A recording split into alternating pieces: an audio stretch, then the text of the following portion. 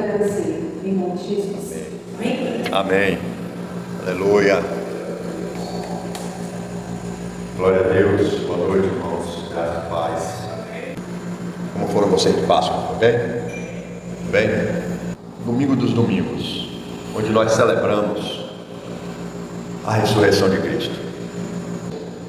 Eu quero trazer aqui uma palavra sobre a vida cristã, como a gente desfrutar dessa bênção que é a vida cristã, que sem a ressurreição de Cristo seria impossível viver. Não teríamos cristianismo, não teríamos fé cristã sem a ressurreição de Cristo. Porque se Cristo não ressuscitou, em quem portanto nós cremos? Nossa religião seria uma religião como outra qualquer. Mas a verdade é que nós, quando nos reunimos, nós reunimos diante de um Deus que está presente na nossa reunião. Essa é a diferença. As outras religiões, dos outros deuses, dos falsos deuses, eles não estão presentes, eles estão mortos. Mas o nosso Deus, Ele ressuscitou. Ele morreu, foi crucificado, ao terceiro dia Ele ressuscitou. Por isso nós podemos celebrar, nós podemos crer no amanhã, como foi cantado aqui. Crer no hoje e também no amanhã. Amém? Mas onde eu queria, de fato, ministrar nesta noite, eu queria que você abrisse 2 Timóteo, capítulo 2, versículos 8 a 10. Diz assim: lembre-se de Jesus Cristo ressuscitado dos mortos, descendente de Davi, conforme o meu evangelho, pelo qual sofro e até estou preso como criminoso. Contudo, a palavra de Deus não está presa, ou não está aprisionada. Por isso, tudo suporto por causa dos eleitos, para que também eles alcancem a salvação que está em Cristo Jesus, com glória eterna. Quero orar mais uma vez. Pai, em nome de Jesus, nós abrimos a Tua palavra e queremos ministrar uns aos outros aqui sobre essa bênção, Senhor, da ressurreição de Cristo, que foi crucificado e ao terceiro dia ressuscitou, como a Tua palavra aqui revela, e nós cremos na ressurreição, e nós queremos experimentar, Senhor, a Tua presença nesse dia, e é tudo que nós queremos. Nada mais interessa, nada mais importa, quando a Tua presença é real. Por isso, fala conosco e nos faz, ó Deus, compreender a beleza de estarmos na comunhão do Espírito Santo, na Tua presença, em nome de Jesus. Amém? Então, Paulo aqui, ele fala de 3 coisas para a gente lembrar. A primeira coisa que ele fala é sobre Jesus Cristo ressuscitado dos mortos. No versículo 8, na primeira parte, diz: lembre-se de Jesus Cristo ressurreto dentre os mortos.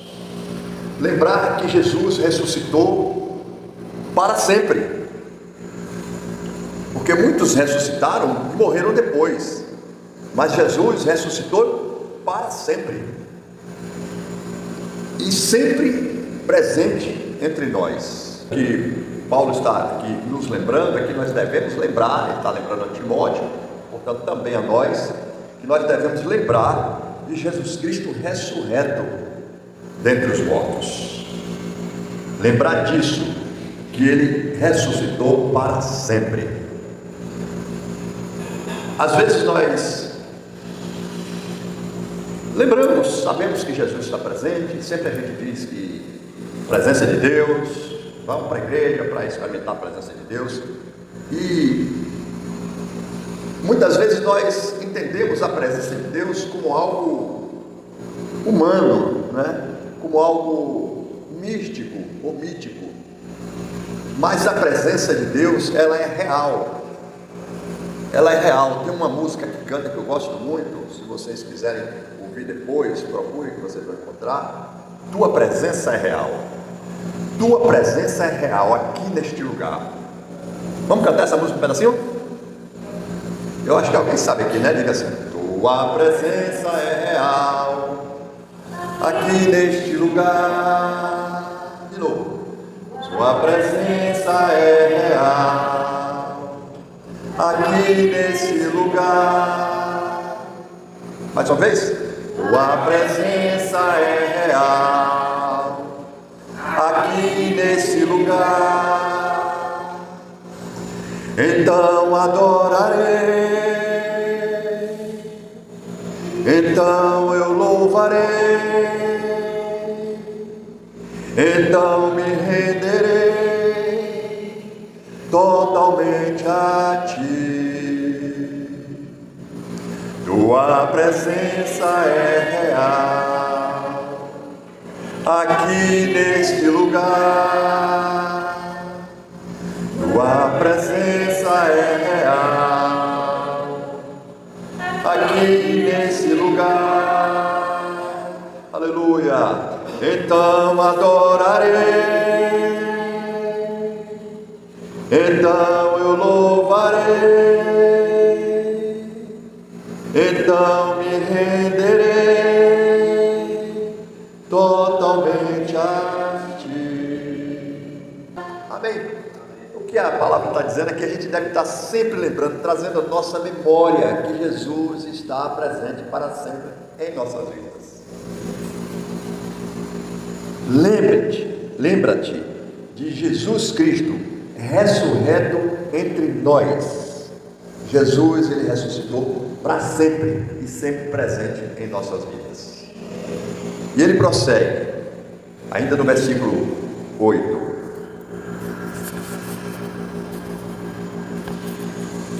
Descendente de Davi. Isso é algo muito importante, porque você lembra que até o cego Bartimeu sabia que Jesus era descendente de Davi. Os judeus, eles conheciam o Antigo Testamento e sabiam de todas as promessas, todas as profecias do Antigo Testamento, de que Jesus vinha da linhagem de Davi. Então nós podemos ver essa profecia no Antigo Testamento, em 2 Samuel 7, 12 e 13, não precisa abrir, só estou citando, né? A legitimidade messiânica de Jesus, a conexão dele com a linhagem real de rei. Por isso Jesus é rei, só que ele é o rei, o Filho de Deus para sempre. Mateus 1 dá toda a genealogia de Jesus, aí também você vai ver todos os ancestrais de Jesus. Lucas 3 também, e Romanos 1:3, Paulo fala também, ele menciona a descendência de Jesus de Davi. Amém? É muito importante porque destaca a conexão de Jesus com a tradição de Israel. Portanto, Paulo está dizendo aqui para Timóteo, para que ele lembre da descendência de Jesus, que ele é descendente de Davi. E prossegue: se conforme ao meu evangelho. Que evangelho é esse, irmãos? O evangelho de Paulo é a mensagem central da pregação dele. Paulo é conhecido por suas cartas, por suas epístolas do Novo Testamento. Na salvação pela graça, em Efésios, na morte e ressurreição de Jesus, ele destaca a importância da morte e ressurreição de Jesus Cristo como meio de salvação da humanidade. Ele fala da salvação pela graça, também pela fé, mediante a fé, e declara a justiça que vem pela fé em Cristo. E Romanos explora essa relação entre a fé e as obras. E, enfim, Filipenses fala da alegria e da gratidão de Paulo pela fé dos filipenses.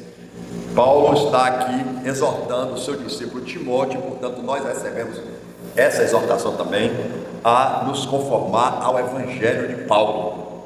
Amém? Lembrar de Jesus Cristo ressurreto dentre os mortos, lembrar que Jesus é descendente de Davi, e lembrar do evangelho, das boas novas de Cristo através das cartas de Paulo, do evangelho de Paulo. Amém? Ele escreveu essa carta na cadeia, como muitas cartas que ele escreveu quando estava preso. Versículo 9: pelo qual sofro a ponto de estar preso como criminoso.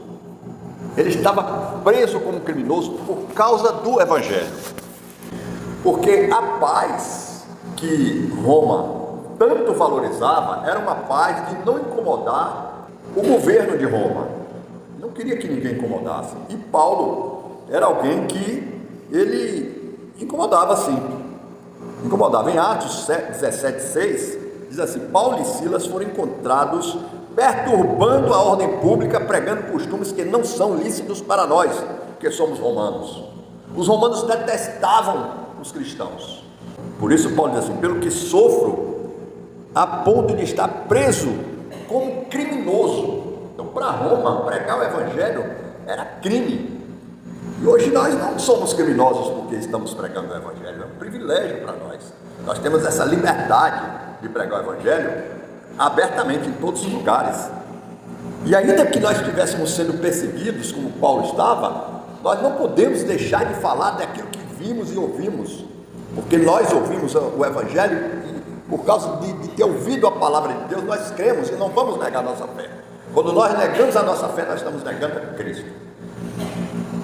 Aí Paulo diz isso, que ele está assim, sofrendo a ponto de estar preso como criminoso, como um delinquente. E Paulo era considerado esse delinquente. Aí ele diz que, contudo, a palavra de Deus não está presa. Versículo 9. Mas a palavra de Deus não está presa. Eu estou preso, mas a palavra de Deus não está. Então ele continuava pregando o evangelho para os carcereiros, para os companheiros de prisão, para todos eles. E as perseguições eram incríveis, irmãos. Todos nós já ouvimos, tem um imperador chamado Nero que tocou fogo em Roma. Quantos aqui já ouviram isso? Que Nero incendiou Roma, destruíram altares sagrados, famosos, importantes para Roma, né? Tudo levado pelo fogo, casa de gente, famílias, gente morta, muita gente ferida, queimado vivo. E quem foi o responsável? Nero, o imperador. A ponto de eu subir numa torre, que agora eu não lembro o nome, numa torre bem alta de Roma, e dizer: eu estou encantado com a flor e a beleza das chamas. Ele era um louco, ele ficava, sabe, em êxtase só de ver a cidade pegar fogo junto com os cristãos sendo queimados. Nero era o responsável, mas o governo tinha que arranjar alguém para botar a culpa, para ser o bode expiatório, para se livrar da acusação. O governo então botava a culpa nos outros, culpou os cristãos e torturou o povo cristão naquela época. As calúnias eram comuns, os judeus eram os responsáveis, mas os cristãos que levavam a culpa do incêndio de Roma, dentre eles Paulo, que estava preso nessa época, no primeiro século da igreja. Então, foi a primeira perseguição da igreja, e Paulo, como líder, era tido como o pior deles. E olha que Paulo, ele tinha nacionalidade romana, então recaía também a culpa de traição. Então, preso, criminoso, preso político, né? Líder de uma seita, porque eles denominavam o cristianismo como uma seita. E fácil entender a situação desesperada de Paulo, como ele estava ali naquele. Mas ele declara aqui, ó, que a palavra de Deus não estava presa. Ele estava preso, mas a palavra não estava. Então era impossível ser liberto, mas não desanimava nem desesperava Paulo. Ele tinha toda a razão para estar desesperado, mas ele estava ali firme, da prisão, escrevendo cartas para as igrejas, para os seus discípulos. No versículo 10 ele diz assim: por isso, tudo suporto por causa dos eleitos, para que eles também desfrutem a salvação que está em Cristo Jesus, com glória eterna.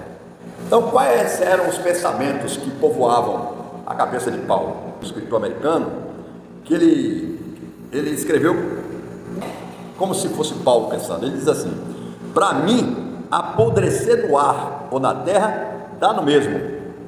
A terra pertence ao Senhor, minha pátria está em qualquer lugar onde se faça o bem. Paulo estava preparado para dar a própria vida quando nem tinha vivido a metade dela ainda.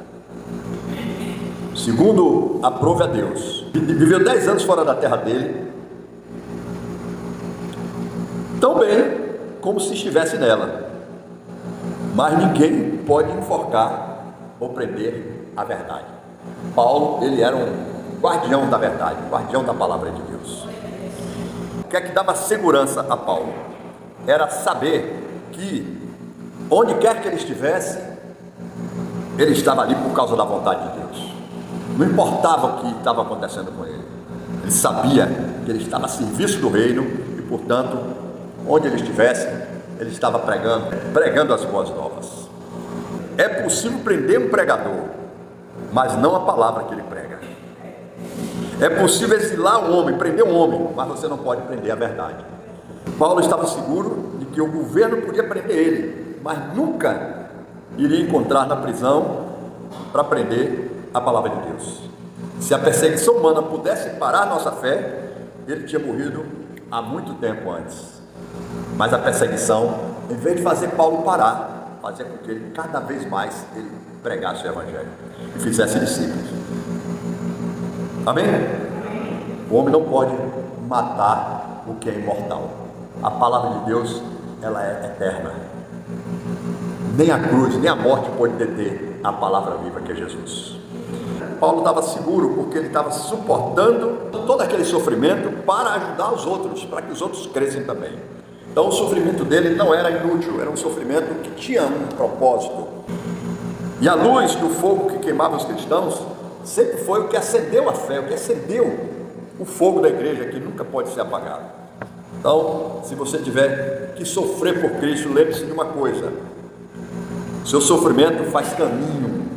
Seu sofrimento faz caminho para outros virem depois. Amém? Diga assim: o meu sofrimento faz caminho para outros virem a Cristo depois. Então, no sofrimento a gente suporta uma pequena porção das dores, dos sofrimentos de Cristo que ele passou naquela cruz. Faz nossa fé pequena, parte para levar a salvação de Deus para outras pessoas.